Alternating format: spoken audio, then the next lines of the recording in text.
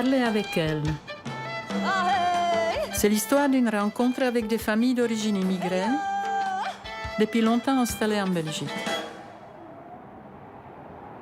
Comment ces familles ont vécu leur arrivée ici? Quelles joies et quelles difficultés elles ont rencontrées? Et surtout, quel rôle les femmes ont joué dans ce parcours d'intégration? Ces familles sont d'origine albanaise, espagnole et vietnamienne. Tout commence avec un nom, Belgi. Je suis de parents albanais. Mon père venait de Tirana et maman vient du Monténégro. Et je suis née en 1956 en Belgique. D'où le prénom que j'ai, pas très original, Belgi, qui signifie Belgique. C'était le pays d'accueil de mes parents, qui étaient à l'époque réfugiés politiques. Mais tu vois la Pacha, à ma droite, c'est maman, c'est Nana. Tout le monde l'appelle Nana. Nana, c'est non en albanais, c'est maman. Et depuis, c'est resté Nana pour tout le monde, les voisins. C'est plus facile aussi parce qu'elle a un prénom qui n'est pas évident. Un très beau prénom d'ailleurs, c'est Djevahire. C'est une pierre précieuse, mais en effet, c'est une pierre précieuse, mais Nana, ça lui va bien. Et pardon, voilà, l'aînée, c'est la première petite fille de Nana, c'est Naila, qui elle est née de l'autre côté du continent, elle est née à Bahreïn. Moi, partout où je vais, je me sens bien, je me sens pas étrangère, je me sens pas émigrée, parce que la terre, c'est Dieu qui a créé partout. Et je me sens chez moi et je me sens bien, donc T'es arrivée en quelle année? Il n'y a pas de problème. Je suis arrivée en 56, le 1er août. En fait, ce que nous disait notre père à l'époque, c'était qu'ils sont venus en Belgique provisoirement, en attendant qu'en Albanie, les choses évoluent et qu'effectivement le régime communiste tombe, ce qui n'a pas été le cas. Et donc mon père même avait étudié l'anglais parce qu'on partageait les réfugiés politiques, les immigrés, en différents groupes. Certains partaient aux États-Unis, d'autres à Paris, d'autres à Bruxelles. C'était plutôt à Namur parce qu'au départ on les envoyait dans les camps, dans les fermes. Et donc, il se fait que ce séjour provisoire s'est prolongé jusque dans les années 90. Et en fait, la famille est restée toutes ces années-là en Belgique. Est-ce que votre mari est resté avec vous? Il est resté avec moi au début quand on est venu ici, mais quand il était pensionné, que l'Albanie est devenue un pays libre, que les frontières y sont tombées, après il a choisi pour entrer en Albanie. Et moi j'ai choisi pour rester avec les enfants parce que je ne voyais pas que je dois laisser mes enfants, parce que je sentais qu'ils ont toujours besoin de moi pour les soutenir et qu'ils voient ma présence, vu qu'ils savent toujours que ma nature est très naturelle, solidaire, pour leur donner optimisme, pour quand ça ne va pas, pour dire ça ira, et toujours, je sentais que je ne pouvais pas me séparer avec les enfants, parce que je sentais qu'ils avaient beaucoup besoin de mon soutien. Mais pour décider pour la famille, c'est lui qui décidait. Mais j'avais mon mot quand même, hein, pour dire. Maman, c'est vrai que tu disais ce que tu avais envie de dire. C'est vrai que tu as toujours dit ce que tu avais envie de dire. J'ai toujours dit mais ce que il n'a j'avais jamais envie tenu de compte dire. de ce que tu disais. Mais il faisait ce qu'il sentait lui-même. Bah oui, il ne te demandait ce qu'il jamais ton sentait avis. Là, il lui-même. n'a jamais demandé l'avis de personne. Si j'étais donc confrontée au même choix que ma grand-mère, c'est difficile parce que déjà je me vois pas dans une vie où ce serait un mariage arrangé ou forcé. C'était le cas? Oui, elle a pas vraiment choisi son mari, c'est son père qui l'a choisi, en quelque sorte. Je sais que maman a eu beaucoup de mal à obtenir sa liberté dans cette famille. J'ai toujours grandi avec l'idée qu'elle était partie de chez elle à 18 ans pour échapper à un mariage forcé avec un ami à son père. Et donc, évidemment qu'on a grandi avec ça, c'est cette légende en quelque sorte. Et voilà quoi, maman a... En fait, je pense que ma grand-mère est celle qui a fait toute la différence. Ensuite maman, mes tantes et ensuite nous, à chaque fois quoi. Ce que je n'ai pas supporté, c'était la mentalité albanaise, archaïque et patriarcale, depuis le début, parce qu'on était des filles, on n'avait pas les mêmes droits que les garçons. Depuis le début, nous étions lésées. Depuis le début, je savais que je ne supporterais pas ce genre d'existence.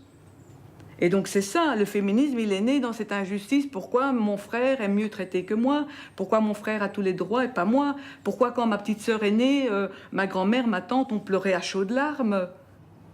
En étant jeune, évidemment, à mon génération, non, peut-être, mais c'est la vérité, tu pouvais pas t'exprimer, tu étais prisonnier, tu étais chaîné, les chaînes dans tes mains et bouche cousue à mon génération, mais je n'ai été jamais une femme soumise. J'ai toujours continué mon chemin que mes parents m'ont transmis. Toujours. Je ne suis pas rentrée dans les religions des autres. Jamais. Et la preuve est là, quand ma belle-sœur a apporté de l'eau pour que je lave ses pieds quand je suis arrivée chez eux, moi, je n'ai pas répondu, j'ai accepté, mais je lui mouillais les pieds. Et je ne frottais pas. 3 jours. Après, il a compris, c'est quand même un homme intelligent. Il a dit, laisse-les parce que je vais les laver moi-même. Donc, vous voyez, à cet âge-là, à 17 ans, que je suis été une battante. À 45 ans, je suis me tournée vers le ciel. J'ai crié autant que j'ai pu. J'ai appelé Dieu, j'ai dit, mon Dieu, maintenant, je vais enlever mes chaînes. Je vais les briser, hein. Et vivre la liberté, je suis une femme libre. J'ai commencé à raconter mon livre qui est inscrit en moi. Parce que chaque être a un livre en soi pour le raconter. Je suis spirituelle, mais je suis le pensée libre dans la philosophie, mais pas fanatisme et des religions. Je pense ce que je pense moi-même, et ce que je sens moi-même, ce que je découvre moi-même, j'y crois ça.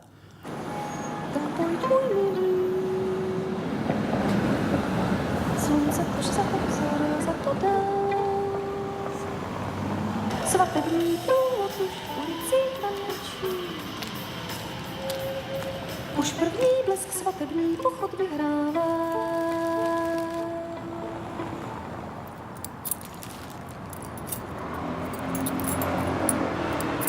J'ai beaucoup travaillé dans ma vie. Hein. Je faisais toujours des heures supplémentaires pour que mes enfants puissent faire des études, avancer dans la vie. Et puis, voilà, même maintenant, je n'arrive pas à faire grasse matinée. Je me lève toujours à la même heure quand j'étais jeune. Rien à faire, je ne peux pas. Même si je vais me coucher à 2 heures du matin, à cette heure-là, moi, je suis debout, je n'arrive pas à régler ça. Nous, en tant qu'enfants, on n'a pas eu beaucoup maman au quotidien. Elle a bossé parce que voilà, la vie le demandait et heureusement qu'elle était là pour assurer le quotidien. Et moi, j'ai fait un peu l'inverse. Mes 3 enfants, j'ai essayé de m'en occuper le plus possible, en tout cas jusqu'à l'âge de 2 ans, 2 ans et demi. J'ai donné un maximum, donc j'ai eu cette difficulté de les lâcher. Donc j'ai une relation très fusionnelle. Je pense que d'une certaine manière, je l'ai toujours. Hein, mes conflits avec les unes et les autres le prouvent bien. Je suis une mère un petit peu omniprésente et donc parfois ça grince, quoi. J'ai lutté pour ça que j'ai fait des heures supplémentaires pour qu'ils n'affrontent pas l'usine. Pour être une ouvrière et l'esclave de l'usine. Moi, pendant que je faisais la plonge, mon cerveau philosophait. Je faisais de la philosophie, même quand je faisais des casseroles. En fait, c'est le modèle auquel je voulais pas avoir le même type de vie. Je voulais absolument pas ressembler à maman, ni dans sa vie privée, ni dans sa vie professionnelle, parce qu'elle a une vie de labeur. Elle a travaillé à l'usine, et comme elle a bien exprimé tout à l'heure, pour elle, elle a même parlé d'esclavage à l'usine, donc j'ai trouvé le mot très fort, mais en fait, ça résume ce qu'elle a vécu.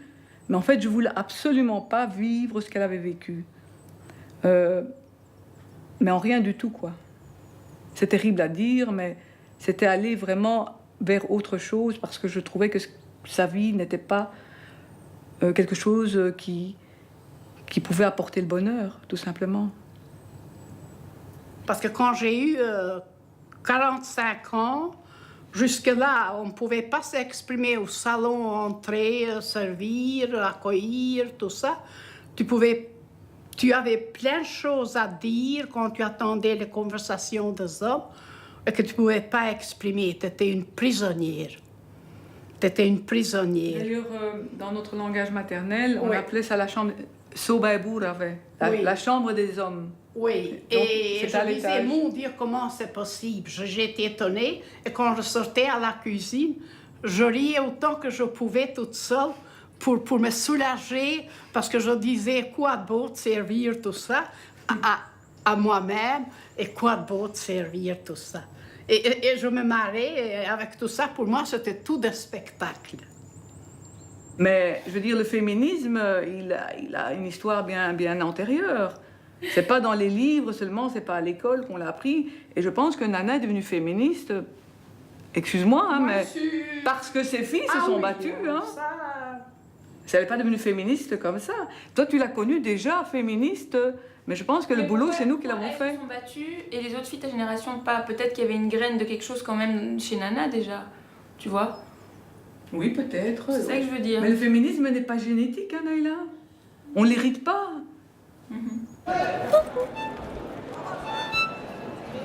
C'est le pur des hasards qui a fait que Lola fait du judo. Vraiment le pur des hasards. Il n'y a personne dans la famille qui ne pratiquait d'art martial.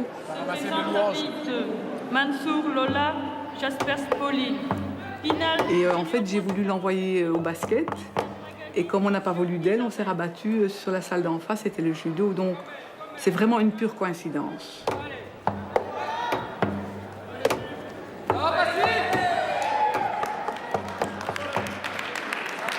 Elle est considérée comme athlète de niveau international. Et donc, en 2010, elle était championne olympique des jeunes, les premiers Jeux olympiques qui se sont déroulés à Singapour. Donc maintenant, elle fait partie de ce qu'on appelle les espoirs au niveau du judo.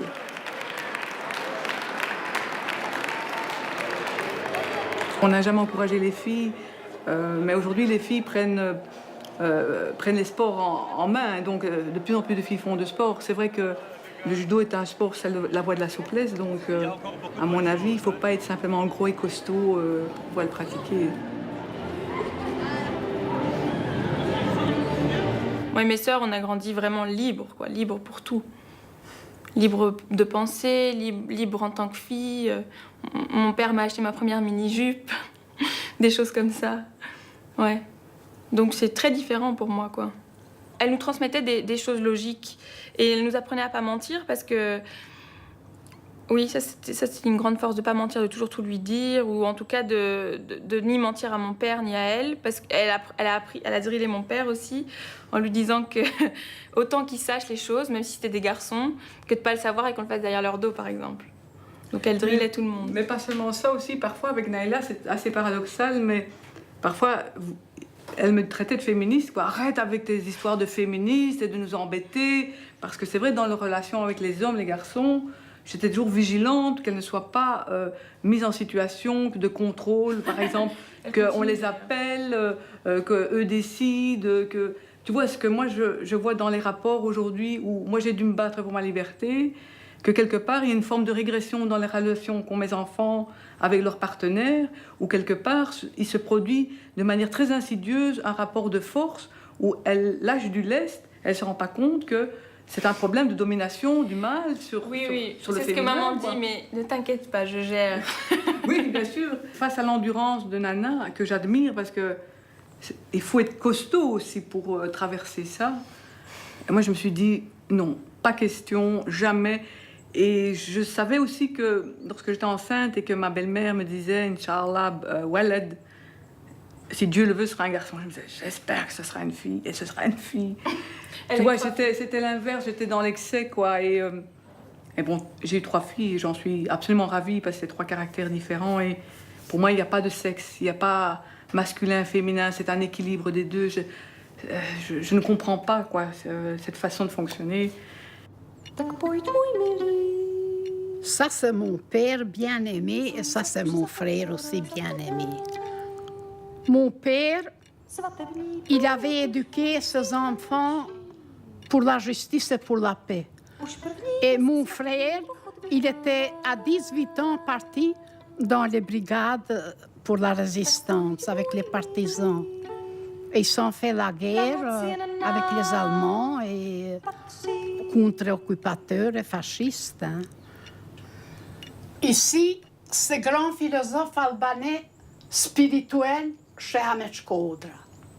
Il avait dit dans son livre que le monde entier, il est frère, mais c'est la religion qui nous a séparés. Et cela, vraiment, il est rentré dans mon âme.